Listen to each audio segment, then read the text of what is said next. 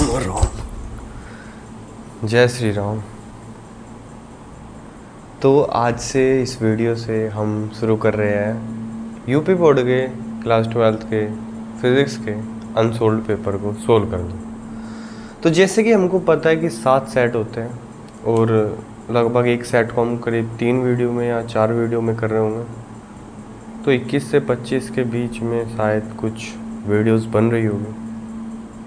उसके साथ ही मैं हर क्वेश्चंस को बिल्कुल अच्छे से समझाने की कोशिश करूँगा, लेकिन कई बार आप ये महसूस कर सकते हैं कि कुछ चीज़ें आपको एकदम से नहीं लग रही होगी, जो आपको शायद नहीं पता होगी। क्योंकि अगर आपने पूरा अच्छे से नहीं पढ़ा होगा तो उस समय आपको उस टॉपिक को दोबारा से जाके देखने की ज़रूरत पड़ेगी, क्योंकि हमको याद रखना है कि हम अनसोल्ड पेपर सोल्व कर रहे हैं, चैप्टर्स नहीं पढ़ रहे हैं।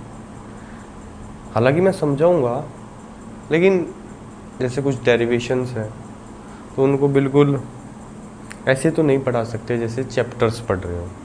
हमको क्वेश्चन, उसके बाद अगला क्वेश्चन, अगला क्वेश्चन, इस तरह से फोकस करते जाना है। तो ठीक है, शुरू करते हैं। पहला क्वेश्चन है, मैं क्वेश्चन जब भी लिखूंगा तो पॉज कर दूंगा, क्वेश्चन लिख दूंगा, फिर सोल्व करूंगा ताकि ज़्यादा टाइम ना लगे। कैसे? ऐसे बिल्कुल ठीक है। तो जी पहला क्वेश्चन है कि विद्युत चुंबकीय तरंगों के संचरण की दिशा तथा ध्रुवण तल के बीच का कोण कितना होता है। 4 ऑप्शन है। तो इसको करने से पहले एक आगे क्वेश्चन आएगा कि विद्युत चुंबकीय तरंग क्या होती है, आएगा, और उसका जो है उसके संचरण का आरेख बनाने को बोलेगा। ठीक है, तो उसी को भी निपटा देते हैं इधर ही। तो विद्युत चुंबकीय तरंग क्या होती है? तो ये तरंग है जिसमें विद्युत क्षेत्र और चुंबकीय क्षेत्र परस्पर एक दूसरे के लंबवत और तरंग के संचरण की दिशा के लंबवत दोलन करते हैं। मतलब सपोज हमारी तरंग जो है इस दिशा में जा रही है, पॉजिटिव एक्स डायरेक्शन समझ लेते हैं इसको, और ये वाई, ये जेड। तो जैसे x दिशा के लंबवत, जैसे x दिशा ये है तो ये अभी x दिशा के लंबवत है, अभी भी x दिशा के लंबवत ही है, अभी भी x दिशा के लंबवत ही है, अभी भी x दिशा के लंबवत। ये जो z तिरछा है ये समझो ये ऐसे है बोर्ड के पास। ठीक है, तो x दिशा के लंबवत कहीं भी किसी भी तल में जो है मेरा विद्युत क्षेत्र कंपन कर रहा होगा। ठीक है, उसकी वैल्यू बढ़ रही है, घट रही है, ऐसे ऐसे ऐसे, और उसके लंबवत ही मेरा क्या होगा, चुंबकीय क्षेत्र होगा। ठीक है, देखो जैसे विद्युत क्षेत्र ऐसे हो गया, तरंग इधर जा रही है, और चुंबकीय क्षेत्र ऐसे होगा। ठीक है, ऐसे भी हो सकता है कि विद्युत क्षेत्र ऐसे हो, चुंबकीय क्षेत्र ऐसे हो, ऐसे हो। ठीक है, ऐसे किसी भी तल में हो सकता है। सामान्य से जब साधारण प्रकाश होता है, जो अध्रुवित प्रकाश होता है, उसमें विद्युत क्षेत्र इस दिशा में भी है, इस दिशा में भी है, इस दिशा में भी है, ऐसे अलग अलग दिशा में उसका होता है अवयव, उसका जो है वैल्यू होता है, मतलब कंपन होता है उसका। ठीक है, लेकिन ध्रुवित प्रकाश में क्या होता है कि अभी देखो अध्रुवित प्रकाश में क्या है उसको कि विद्युत क्षेत्र इस तल में भी कंपन कर रहा है और इधर भी उसको कैसे कैसे दिखाऊं।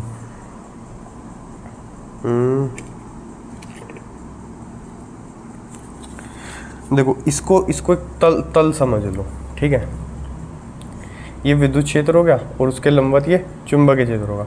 तो विद्युत क्षेत्र ऐसे भी है, विद्युत क्षेत्र ऐसे भी है, विद्युत क्षेत्र ऐसे भी है, ऐसे भी है, ऐसे भी। तरंग संचरण के तो लंबवत ही है दोनों, तरंग इधर जा रही है। ठीक है, और विद्युत क्षेत्र का मान हर इस तल में भी है, इधर भी, इधर भी, इधर भी, इधर भी, इधर भी। ठीक है, तो उसको ऐसे दिखा देता है कि ऐसे विद्युत क्षेत्र ऐसे कंपन कर रहा है। ठीक है, लेकिन अगर इस चीज़ को मैं किसी चीज़ से फिल्टर से निकालूं, ठीक है, सपोज ये मेरा फिल्टर हो गया। ठीक है, अब ये क्या है, ये ऐसे इसको जाने नहीं देता है। ठीक है, ये खाली इस वाले विद्युत क्षेत्र के इस अवयव को ही जाने देता है, ऐसे ही पास करने देता है। ठीक है, तो इससे क्या होगा कि विद्युत क्षेत्र एक ही तल में कंपन कर रहा है। ठीक है, एक ही तल में विद्युत क्षेत्र कंपन कर रहा है, उसको बोलते हैं ध्रुवित प्रकाश। ठीक है। और विद्युत क्षेत्र एक ही तल में हो जाएगा तो चुंबकीय क्षेत्र भी एक ही तल में हो जाएगा, ठीक है। विद्युत क्षेत्र अपना तल बदलेगा तो उसके लंबवत चुंबकीय क्षेत्र भी बदलेगा। बढ़िया चीज पढ़ी हुई मिल गया, ठीक है। तो फिर से शुरू से आते हैं। विद्युत चुंबकीय तरंग क्या होती है? तरंग जा रही है, दो चीज से मिलकर बनी है, विद्युत क्षेत्र और चुंबकीय क्षेत्र, जो एक दूसरे के लंबवत कंपन कर रहे हैं। कंपन मतलब वैल्यू बढ़ रही है, घट रही है, कम हो रही है, ज्यादा हो रही है, कम हो रही है, ज्यादा हो रही है, ठीक है। और तरंग की चलने की दिशा के भी लंबवत है, दोनों के दोनों, यानी एक्स डायरेक्शन में तो कोई अवयव हो नहीं सकता, ठीक है। अब देखो जो तल है वो तरंग संचरण के क्या है? लंबवत है। उसी किसी तल में क्या होगा? प्रकाश को ध्रुवित किया जाएगा, ठीक है। कोई भी तल में ध्रुवित किया जाए वो तल हमेशा तरंग संचरण के तो क्या होगा? लंबवत ही होगा। मतलब हमारे क्वेश्चन का आंसर तो है 90 डिग्री। और उस क्वेश्चन का भी आंसर मिल गया होगा कि विद्युत चुंबकीय तरंगे क्या होती हैं। तो वितरंगे जिनमें विद्युत क्षेत्र तथा चुंबकीय क्षेत्र परस्पर एक दूसरे के लंबवत तथा तरंग संचरण की दिशा के लंबवत कंपन करते हैं, दोलन करते हैं, उनको विद्युत चुंबकीय तरंग कहते हैं। अब ये बनती कैसे है? ये ऐसे बनती है, मान लिया हमारे पास कहीं समय के साथ हमारा विद्युत क्षेत्र बदल रहा है, तो विद्युत क्षेत्र के बदलने से चुंबकीय क्षेत्र उत्पन्न होता है और चुंबकीय क्षेत्र के बदलने से विद्युत क्षेत्र उत्पन्न होता है। तो ऐसी सिचुएशन से क्या होता है? एक से दूसरा बन रहा है, दूसरे से पहला वाला बन रहा है, तो उससे विद्युत चुंबकीय तरंग बन जाती है। यानी जैसे हमारे पास अगर त्वरित कोई आवेशित कण है, त्वरित मतलब एक्सेलरेटेड, तो उससे क्या होता है? विद्युत चुंबकीय तरंग बन जाती है, ठीक है। अच्छा, इसका किरण आरेख है, इस समझिए एक्स डायरेक्शन में तो तरंग जा रही है, ये वाई डायरेक्शन में विद्युत क्षेत्र है और जेड डायरेक्शन में चुंबकीय क्षेत्र। तो ये होगी मेरे विद्युत क्षेत्र की वैल्यू और ये हो गया मेरा चुंबकीय क्षेत्र, ठीक है। ये मैक्सिमम वैल्यू है विद्युत क्षेत्र की, इसको बोलेंगे ई नोट। इधर ये चुंबकीय क्षेत्र की मैक्सिमम वैल्यू है। थोड़ा तिरछा बना है, समझ रहे हो ना? ये प्लेन के ऐसे है, ठीक है। विद्युत क्षेत्र तो ऐसे ऐसे, चुंबकीय क्षेत्र ऐसे है, फिर अंदर चला जाता है बोर्ड से, फिर बाहर निकलता है, इसलिए थोड़ा तिरछा बना है।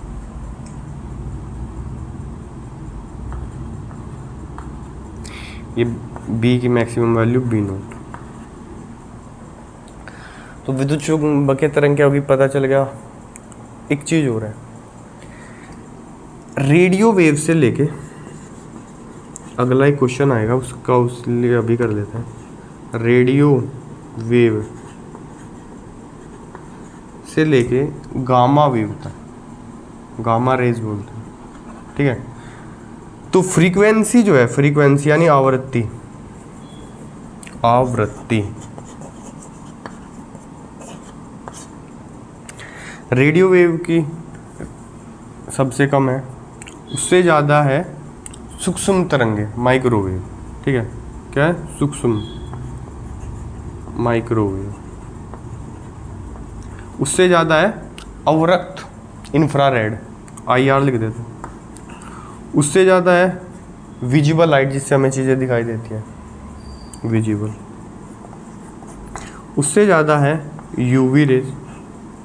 उससे ज़्यादा है एक्सरे, एक्सरे करवाते हो ना, उससे ज़्यादा गामा रे। तो इसमें क्या क्वेश्चन था? ये वन का ढह क्वेश्चन है, ये वाला वन का ढह है। इसमें पूछा था कि न्यूनतम आवृत्ति की विद्युत चुंबकीय तरंग, मतलब इनमें से 4 ऑप्शन थे, उनमें से न्यूनतम पूछा था। कौन कौन था ऑप्शन में?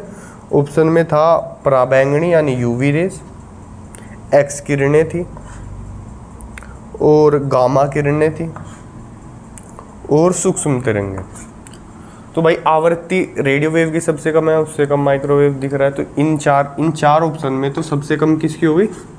माइक्रोवेव की, ठीक है। और ये था ऑप्शन नंबर डी। तो 3 क्वेश्चन निमट गए, ठीक है। तो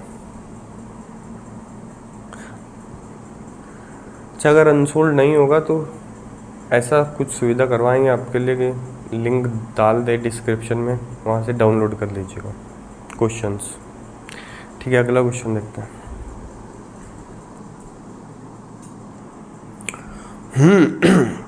तो अगला क्वेश्चन है कि जब M1 तथा M2 द्रव्यमान के नाभिक परस्पर संलयित होकर M द्रव्यमान का नाभिक बनाते हैं तो ऊर्जा का उत्सर्जन होता है। इस प्रक्रिया में M1 प्लस M2 छोटा होगा M से, बड़ा होगा कि बराबर होगा कि उसकी मल्टीप्लाई उसके स्क्वायर से ज़्यादा होगी, क्या होगी? पहली बात तो कह रहा है कि दो नाभिक हैं, ठीक है, मान लिया ये नाभिक A है और ये नाभिक B है, और ये दोनों मिल जाते हैं, इसका द्रव्यमान M1 है, इसका द्रव्यमान M2 है, ये दोनों मिल के एक तीसरा नाभिक बनाते हैं C, जिसका द्रव्यमान है M, और उसके साथ में कुछ ऊर्जा भी, ऊर्जा कैसी बनी, आग समझो, कुछ ऊर्जा भी बनती है। तो पहली बात तो आई कि M1 positive charge, M2 positive charge, ये मिल के C कैसे बने? तो एक दूसरे को दूर भगाएंगे। हाँ, ये एक दूसरे को दूर तो भगाएंगे, लेकिन जब बहुत स्पीड से आएंगे तो मिल सकते हैं। अब बहुत स्पीड से क्यों आएंगे? स्पीड ज़्यादा है, पर स्पीड ज़्यादा आई कहाँ से? किसी ने दी है। किसने दी है? या तो टेम्परेचर बहुत ज़्यादा होता है, जैसे सूरज पे टेम्परेचर बहुत ज़्यादा होता है तभी मिलती है इतनी स्पीड, तो और कैसे मिलेगी? या एक्सेलरेट किया गया वो विद्युत क्षेत्र से, पार्टिकल एक्सेलरेटर वगैरह से, यही दो कारण है।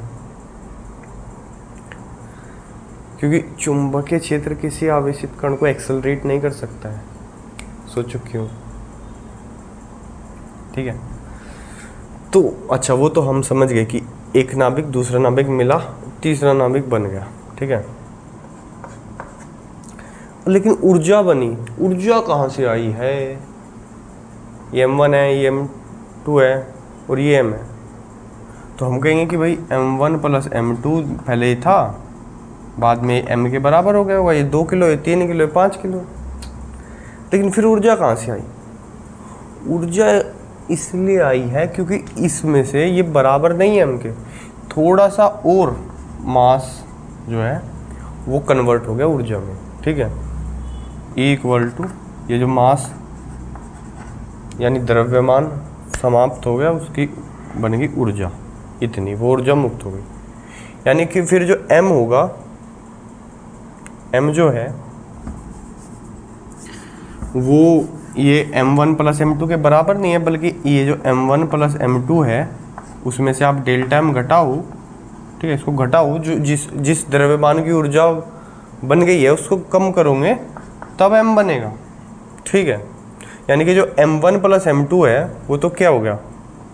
वो तो M1 प्लस M2 जो है वो तो M से ज़्यादा हो गया भाई,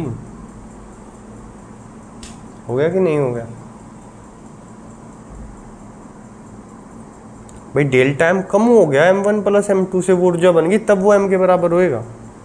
बहुत ही छोटी सी चीज़ है, कंफ्यूज मत हो सकता है मैं और ज़्यादा ओवर एक्सप्लेन करके और कंफ्यूज कर दूँ, समझ जाओ भाई। M1 प्लस M2 है, द्रव्यमान है, ये 2 किलो है, ये 3 किलो है, ठीक है। हमने सोचा 5 किलो होगा, लेकिन ये 4.5 किलो ही हुआ है, क्योंकि आधा किलो की ऊर्जा बनेगी, कम हुआ ना ये, तो ये दोनों मिलके ज़्यादा है। तो option number B is correct. और गणित लगा के देख लियो कि ये ऑप्शन करेक्ट नहीं है। जैसे सपोज ये एग्जाम्पल के अकॉर्डिंग लिखते हैं, ये 2 था, ये 3 था, है ना, तो 2 दिए कितना होता है? 6 होता है, और ये 4.5 था, 4.5 का स्क्वायर कितना हो जाएगा? 16 से तो ज़्यादा ही हो जाएगा, समझ गए ना। तो ऑप्शन बी सही है, ठीक है। अगला क्वेश्चन, तो अगला क्वेश्चन जो है उसको मैंने सीधा चित्र से बना दिया उसका। इसने कहा कि एक प्रत्यावर्ती परिपथ है जिसमें प्रतिरोध लगा है 8 ओम का, और इसको क्या बोला, प्रेरकत्व प्रतिघात जो है वो 6 ओम है, ठीक है। ये कुंडली लगी हुई है, प्रेरकत्व है, इसका प्रतिघात 6 ओम है।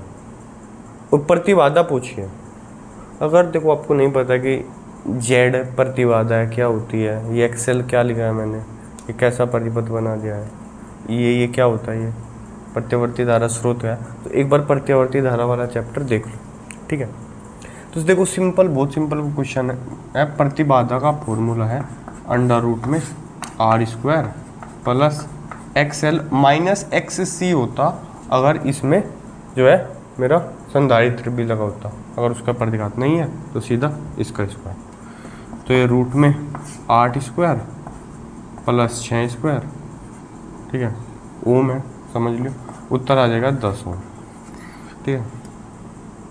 ये तो समझ ही गए होंगे, ये तो मैं नहीं समझाने वाला, तो छठी सातवीं में समझते हैं।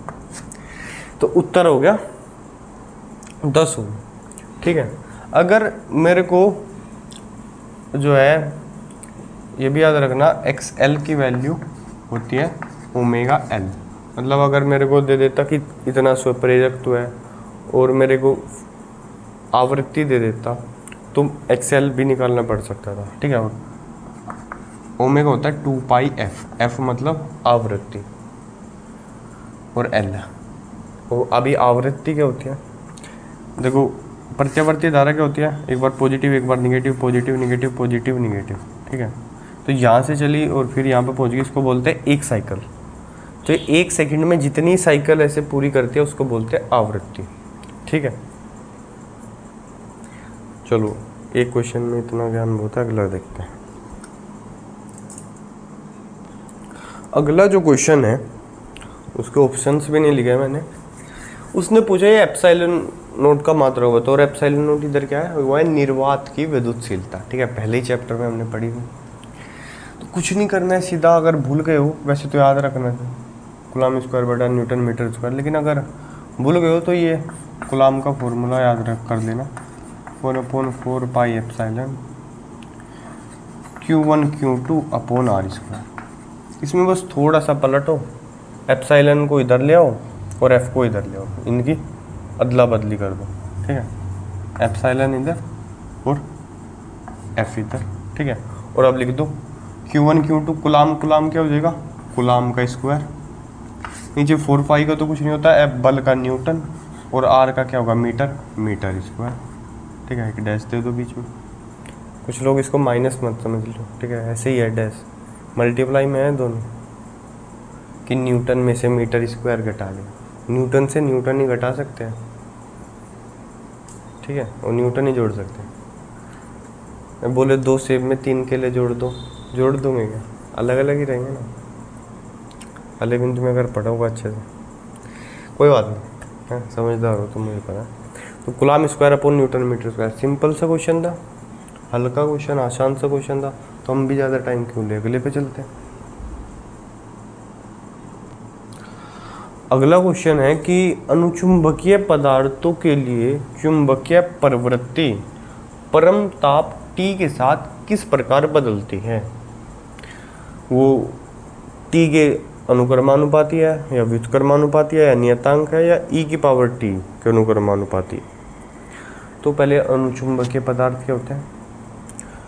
अनुचुंबकीय पदार्थ वे पदार्थ है जिसको अगर हम कहीं चुंबकीय क्षेत्र के अंदर ला के रखते हैं तो वो थोड़े थोड़े से चुंबकीय क्षेत्र की दिशा में क्या होते हैं, आकर्षित होते हैं। मतलब चुंबकीय क्षेत्र की दिशा में चुंबकित हो जाते हैं, ठीक है, थोड़े से, बहुत ज़्यादा नहीं। बहुत ज़्यादा कौन होते हैं, बहुत ज़्यादा होते हैं लोह चुंबकीय पदार्थ, जैसे कि लोहा, निकेल, ये। लेकिन ये पदार्थ क्या है, थोड़े से उसकी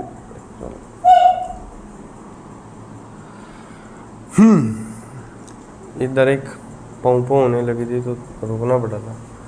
तो ऐसा है कि जब अनुचुंबकीय पदार्थ को चुंबकीय क्षेत्र में रखते हैं तो जो उसकी होता है कुछ स्पिन होता है वो एक डायरेक्शन में ओरिएंटेड होने लगते हैं, ठीक है। मतलब समझो पहले बहुत ज़्यादा रैंडमनेस है, इधर उधर है, तो चुंबकीय क्षेत्र लगाए तो वो कुछ उनमें से कुछ ऐसे भी है पर कुछ एक डायरेक्शन में अलाइन होने लगते हैं, ठीक है। तो जैसे ही टेम्परेचर बढ़ता है तो ये लोग फिर से इधर उधर भागने लगेंगे, मेहनत गड़बड़ हो जाएगी, ठीक है। तो इसके लिए क्या है, क्यूरी लॉ है, ठीक है। क्यूरी लॉ कहता है कि ये काई जो है चुंबकीय प्रवृत्ति बराबर है C/T के, जहाँ पर C जो है क्यूरी नियतांक है और T टेम्परेचर है। मतलब ये टेम्परेचर बढ़ेगा तो चुंबकीय प्रवृत्ति क्या हो जाएगी, कम हो जाएगी। किसके लिए है फॉर्मूला है, अनुचुंबकीय पदार्थों के लिए, ठीक है। किसके लिए, अनुचुंबकीय पदार्थों के लिए। तो साफ साफ इस फॉर्मूले ने सीधा सीधा हमको बता दिया कि ऑप्शन नंबर बी जो है आपका सही जवाब है, ठीक है। एक चीज़ और कि ये पदार्थ कितना चुंबकित होगा, ठीक है, इसको उसको बोला है मैग्नेटाइजेशन, जो इसमें अंदर होगा वो बराबर होता है काई और एच एम, इसका मैग्नेटाइजिंग फील्ड, चुंबकीय क्षेत्र जो हम बाहर से लगा रहे हैं, ठीक है। इसका मात्रक होता है एम्पियर पर मीटर, ठीक है, ओके। और वैसे चुंबकीय क्षेत्र का इसको मैग्नेटिक इंडक्शन होता है न्यूटन पर एम्पियर मीटर, इसका मात्रक। इसका टेस्ला होता भी है, गोस भी होता है, वेबर भी होता है, ठीक है। वेबर पर मीटर स्क्वायर होता है, सॉरी, वेबर तो चुंबकीय फ्लक्स को होता है।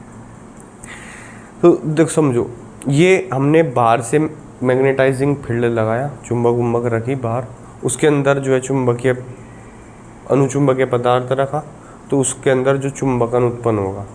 अब देखो, अगर इसकी वैल्यू 0 हो तो होगा ही नहीं, और अगर निगेटिव हो, देखो ये वेक्टर क्वांटिटी है, ये भी वेक्टर क्वांटिटी है, अगर निगेटिव हो तो क्या होगा, विपरीत दिशा में उत्पन्न हो जाएगा, ठीक है। किसमें, विपरीत दिशा में, उनको बोलते हैं प्रतिचुंबकीय, ठीक है।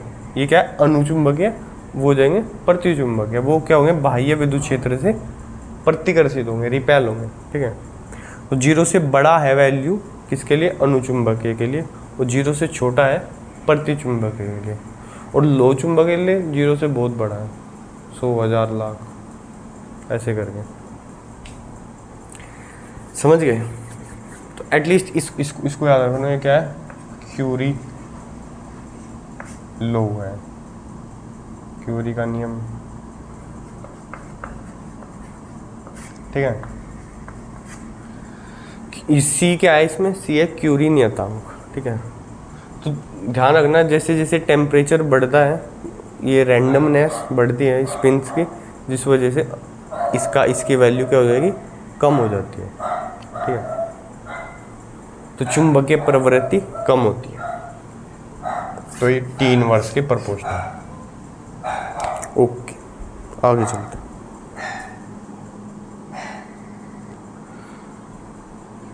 ओके, तो अगला क्वेश्चन है कि पूर्ण आंतरिक परावर्तन से क्या तात्पर्य है, इसका किरण आरेख बनाइए। तो पूर्ण आंतरिक परावर्तन कब हो सकता है, जब प्रकाश मिरर से टकरा के परावर्तित हो जाए, दर्पण से, है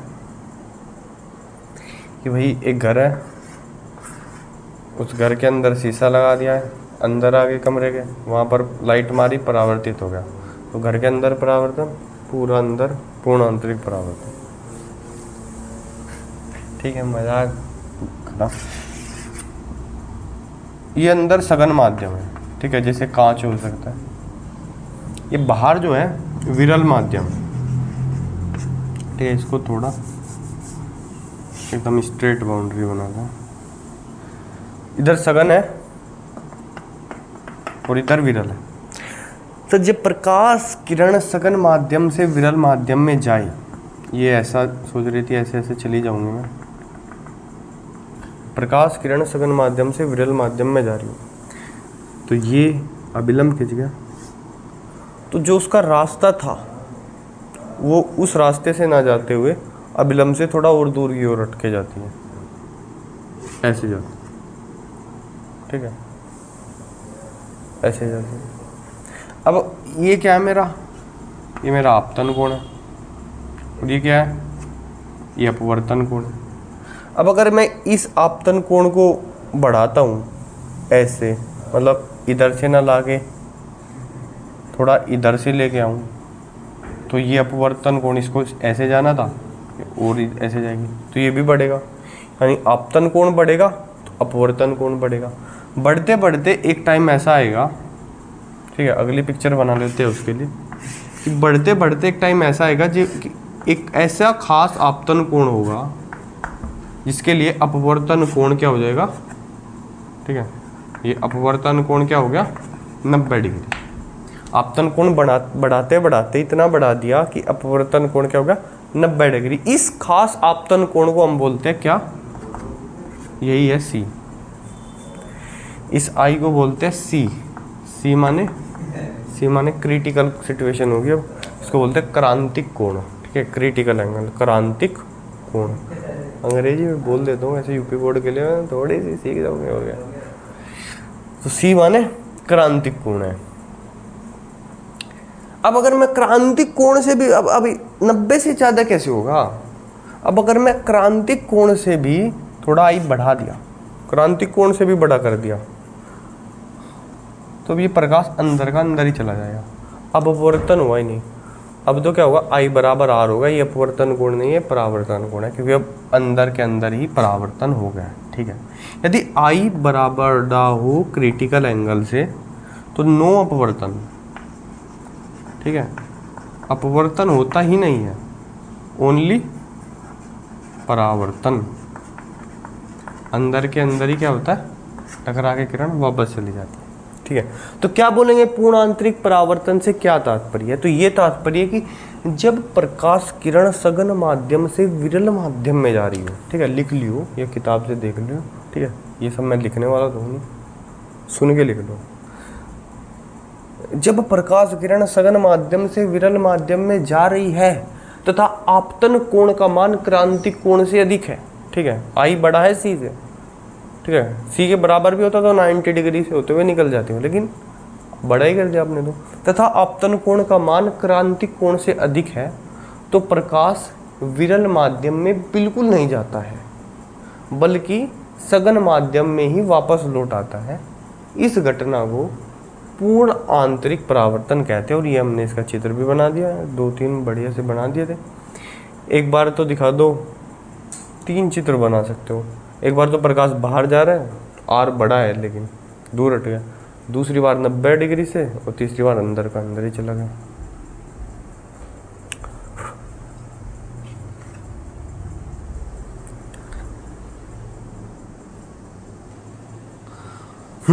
तो अगला क्वेश्चन है कि समस्थानिक और समभारिक नाभिकों में अंतर बताइए। तो जल्दी जल्दी बताते हैं। समस्थानिक, इनका स्थान एक ही है, मतलब इनका परमाणु क्रमांक समान होता है, ठीक है। इनमें क्या है, इधर समस्थानिक है, इधर समभारिक है, ये लाइन बीच में है। परमाणु क्रमांक जो है इनका वो क्या होगा, समान होगा। या दूसरी भाषा में बोले तो नंबर ऑफ प्रोटॉन्स बराबर होते हैं। इनमें परमाणु भार, परमाणु ऐसे तो नहीं लिखते हैं, परमाणु तो ऐसे लिखते हैं, परमाणु भार जो है समान होगा, मतलब number of protons plus number of neutrons, proton और न्यूट्रॉन जितने उनको जोड़ो कितने हो गए, वो बराबर रहेंगे, ठीक है। अब इनमें परमाणु क्रमांक समान है तो इनके रासायनिक गुण जो है समान होंगे, लेकिन इनके परमाणु भार अलग अलग हो सकते हैं। जैसे एग्जांपल लिख देता हूँ पहले ही, जैसे 6 कार्बन 12, 6 कार्बन 13, 6 कार्बन 14। अब प्रोटॉन तीनों में क्या क्या है, 6, न्यूट्रॉन इसमें 6, इसमें 7 है, इसमें 8 है। तो प्रोटॉन 6, वो केमिकल प्रॉपर्टी तो बाहर वाला प्रोटॉन 6 है तो इलेक्ट्रॉन भी 6 है, तो उसी पे केमिकल प्रॉपर्टी ज़्यादा निर्भर करती है। तो इनके रासायनिक गुण समान है, रासायनिक गुण जो है समान होते हैं। ये कार्बन है तो ये भी कार्बन है, तो ये भी कार्बन है, लेकिन इधर ऐसा नहीं है। इधर देखो, ये ट्राइट्रियम हो गया, ये उदाहरण है, और ये क्या हो गया, हीलियम हो गया। इसमें 1 प्रोटॉन है 2 न्यूट्रॉन है, इसमें 2 प्रोटॉन है 1 न्यूट्रॉन है, अलग अलग चीज़ है। ये हाइड्रोजन है, ये हीलियम है। तो क्या इनके जो है रासायनिक गुण समान हो सकते हैं? नहीं हो सकते भाई। हाइड्रोजन हाइड्रोजन है, हीलियम हीलियम है। तो रासायनिक, जबकि भौतिक गुण तो देखो बाहर अलग अलग है, तो भौतिक गुण थोड़े अलग अलग होंगे। भौतिक गुण जो है वो भिन्न है। इनमें रासायनिक और भौतिक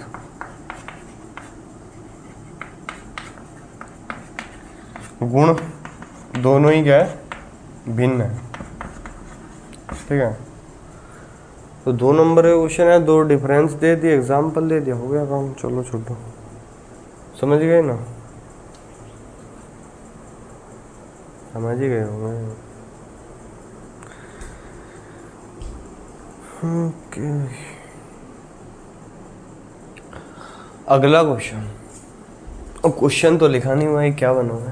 तो अगला क्वेश्चन था कि इधर विभवांतर और इधर धारा का ग्राफ बनाना था। ठीक है, एक ओमीय प्रतिरोध के लिए, एक अनोमीय प्रतिरोध के लिए। तो कौन इतनी वो करे? आप पहचानो इनमें से कौन सा ओमीय है कौन सा अनोमीय है। ओमीय प्रतिरोध में क्या होगा? आर जो है कांस्टेंट रहेगा,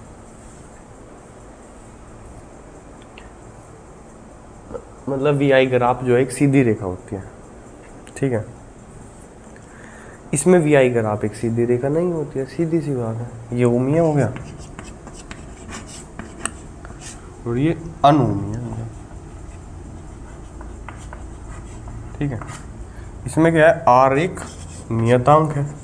ओम का नियम पढ़ा था ना, वी अनुक्रमानुपात विभवांतर धारा के अनुक्रमानुपात ये होता है, और वी बराबर आई आर, जहाँ आर एक नियतांक है। इसमें आर नियतांक नहीं होता है। अगला क्वेश्चन क्या है यार, बार बार बोर्ड डालना पड़ रहा है।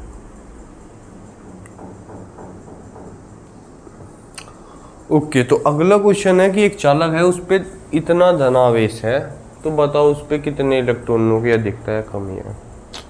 क्या इतना क्वेश्चन लिख के मैं टाइम खराब करूँ? धनावेश का मतलब क्या है? इलेक्ट्रॉनों की कमी है। और कितने इलेक्ट्रॉनों की कमी है देख लो, कितने इलेक्ट्रॉन मिलके इतना आवेश बना सकते हैं। तो हम लिखेंगे Q बराबर Ne, इधर लिख देंगे ये, इधर नंबर ऑफ इलेक्ट्रॉन्स पता करना, इधर इलेक्ट्रॉन का चार्ज। ठीक है, थोड़ा मल्टीप्लाई डिवाइड करेंगे।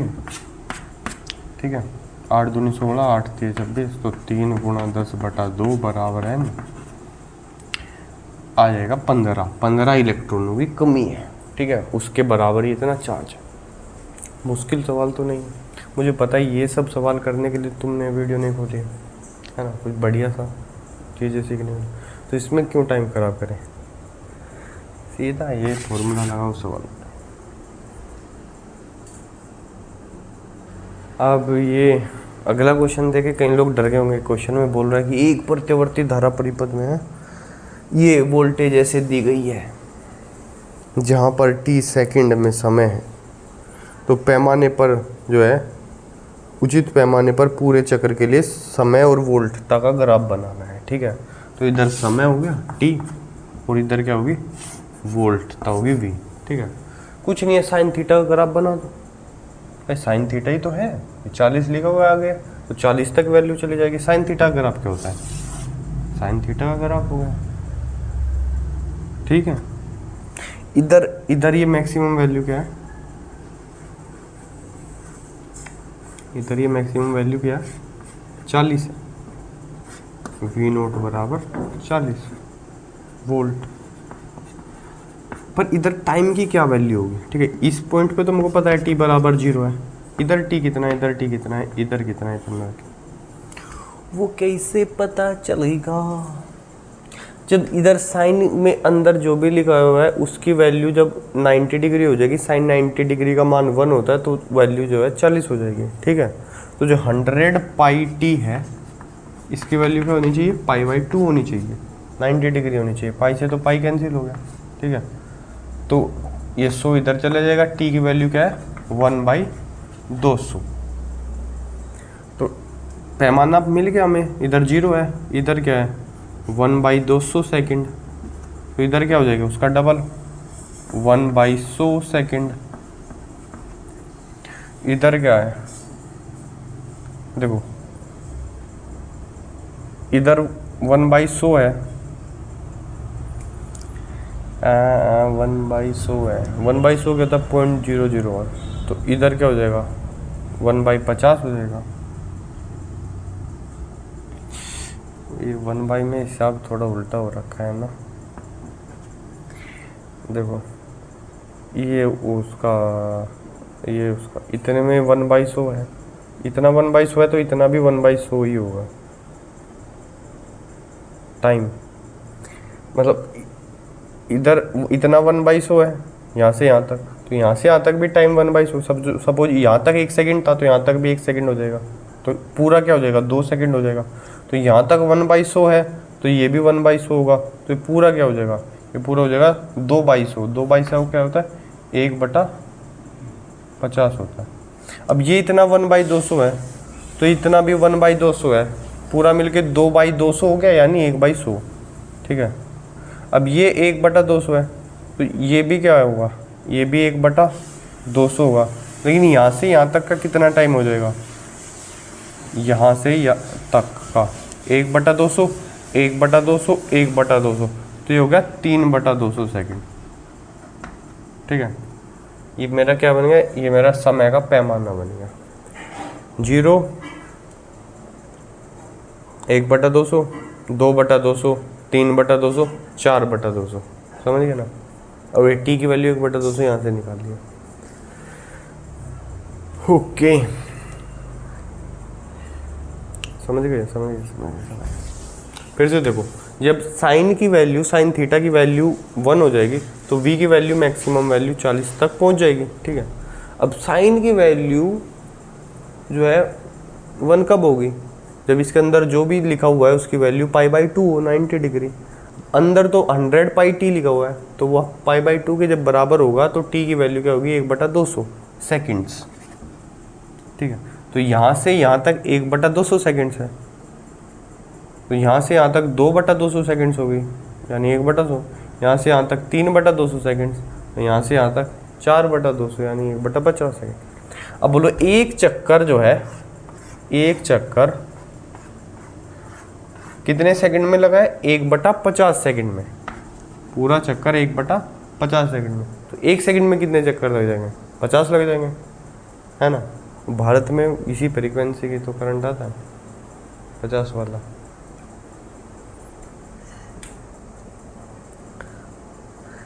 ठीक है, हो गया क्वेश्चन। साइन का ग्राफ बनाना था खाली, और कुछ नहीं। इधर क्या है, v मतलब v है किसमें, वोल्ट में, और इधर t क्या है सेकंड में। चलो खत्म कहानी, पियो पानी। अगला क्वेश्चन, हाइड्रोजन परमाणु में इलेक्ट्रॉन नाभिक के चारों तरफ प्रति सेकंड 6 × 10⁻15 चक्कर लगाता है। वृत्तीय पथ में किसी बिंदु पर धारा का मान होगा। देखो इसको भी इधर से करना, कह रहा है कि एक इलेक्ट्रॉन है, ठीक है, ये हाइड्रोजन का नाभिक है और इसमें जो है ये इलेक्ट्रॉन है और ये चक्कर लगा रहा है, ठीक है। तो मेरे को पूछ रहा है कि धारा का मान क्या होगा। धारा क्या होती है, धारा होती है, देखो हमने पढ़ा है, एक सेकंड में जितना आवेश प्रवाहित हो जाए उसको बोलते हैं धारा, यानी I = Q/T। T बराबर जब 1 सेकंड है तो जितना आवेश प्रवाहित हो जाए वही धारा है। अब एक सेकंड में कितने चक्कर लगा रहा है, एक सेकंड में 6 × 10⁻15 चक्कर लगा रहा है। तो एक सेकंड में कितना आवेश प्रवाहित होगा, इतने इलेक्ट्रॉनों के बराबर आवेश प्रवाहित हो गया। ये इसको चक्कर भी बोल सकते हो या इतना बोल सकते हो, इतने इलेक्ट्रॉनों का आवेश जो है प्रवाहित हो गया। तो T की वैल्यू 1 सेकंड है और Q की वैल्यू क्या हो जाएगी, इतने इलेक्ट्रॉन का × 10⁻15 गुणा एक इलेक्ट्रॉन का आवेश क्या होता है 1.6 × 10⁻−19, और नीचे T की वैल्यू तो 1 सेकंड है। तो 16 × 6 = 96, 9.6 × 10⁻⁻4, 15 - इतने एम्पियर करंट फ्लो हो रहा है, ठीक है। ये 0.96 मिली एम्पियर भी लिखा हो सकता है। ये इससे ऐसे कैसे आया, ये खुद तुम देखो, लगाओ दिमाग। ठीक है, फिर से देखो, इलेक्ट्रॉन घूम रहा है, इतने चक्कर मार दिए। ठीक है, तो इतना इलेक्ट्रॉनों का आवेश 1 सेकंड में प्रवाहित हो गया। हम क्या बोलते हैं, धारा। धारा क्या होता है, जितना आवेश प्रवाहित हो गया, नीचे समय दे दो। ठीक है, और अगर तुमको ना अच्छे से लिखना है तो कैसे लिखोगे एग्जाम में, कि चूंकि इलेक्ट्रॉन 1 सेकंड में इतने चक्कर लगाता है, अतः 1 सेकंड में प्रवाहित कुल आवेश Q बराबर 6 गुणा 10 की पावर इतना गुणा 1.6 इतना इतने कूलाम। अतः धारा I बराबर Q बटा T बराबर इतना बटा 1 बराबर इतने एम्पियर की धारा। बस इतनी सी भाषा, ऐसे लिख दो अच्छे से, साफ से, सुंदर से। ठीक है, अपनी कॉपी में ऐसे ही लिखो।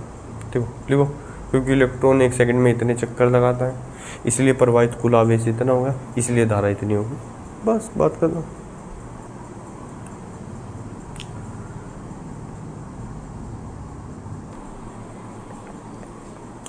ठीक है, तो आज 2 के 6 तक क्वेश्चन हो गया। ठीक है, 2 के 6 तक। तो अगली वीडियो में 3 के कैसे शुरू करके क्वेश्चंस कर लेंगे।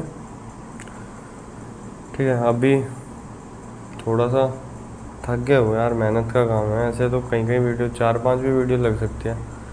कोशिश करेंगे अगले उस वीडियो से 1-1 घंटे की वीडियो बने, बड़ी, क्योंकि अभी तो बच्चे सवाल चले थे, आगे बड़े आएंगे, उनको समझाने में टाइम लगेगा। तो बड़ी तो वीडियो यार हो जाएगी, देखो 1-1.5 घंटे की भी हो सकती है। ठीक है, अभी यात्रा करके आया हूँ मैं फ़िलहाल आज घर, 36-37 घंटे की। ठीक है, लेकिन बाद में मिलते हैं, बनाते हैं, अच्छे से पढ़ो। जय श्री राम।